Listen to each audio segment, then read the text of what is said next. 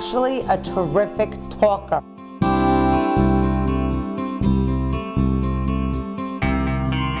I love a lot of the people here, and that's makes it like bearable for me. I've gotten like 94% better. That's why you can't tell I had an accident, because I've gotten 94% better.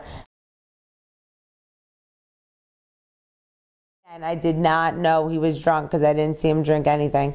And so I went with him. We're driving, it's going fine, it's going fine, it's going fine, until he is so drunk, he drives straight into the guardrail.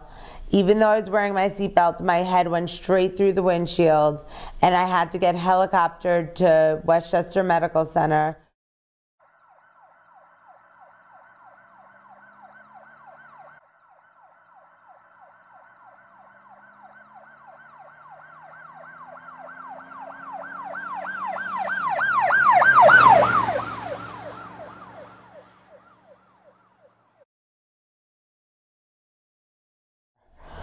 I was released from the hospital to rehabilitation facility in a wheelchair with a strap across my waist to keep me from getting out and falling. I still had a tracheotomy to help me breathe. I was in this facility for over 2 months. During that period of time, I didn't speak much. I was barely aware of what was going on. I had to learn to walk again and how to speak again. Meanwhile, everyone's life went on. All of my old friends disappeared one at a time, except for 1 or 2. They all stopped visiting and calling. The thing about Rachel that we love, and I give her due credit for, is her perseverance. When you hear her story about how injured she was and how far she's come, and her determination and the support that she has from her family.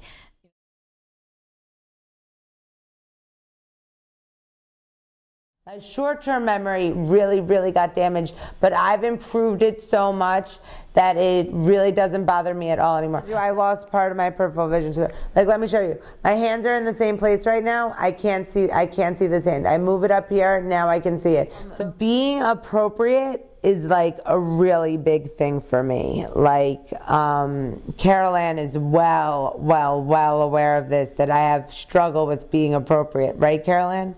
Yes, of course. Her disinhibition in terms of what she says to people, her judgment in terms of how she sees people that she meets when they're out on trips. We sort of closely monitor that so that she's safe and protected. Social skills group that I go to on Tuesdays and Thursdays is right upstairs, and I love that so much, and it's absolutely awesome, and I have a really good time there, and that is right here at Mount Bethel Village. Keeping her on a schedule, making sure that she gets up on time, making sure that she's dressed appropriately, making sure that we monitor and are in close touch with her in reference to what she says to people, whether it's other adults who live here or staff, that we use every teachable moment to give her positive feedback, but also to work with her so that she presents herself in the best light possible.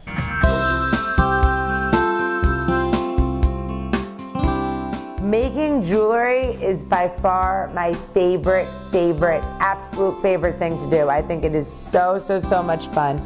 And this is some of the jewelry I've made, and I feel like making jewelry is a part of who I am. I was getting my master's in social work from Fordham, and it happened right before my last semester at Fordham, which means I only had 2 classes left to take. And I really am like dying to finish up my master's in social work.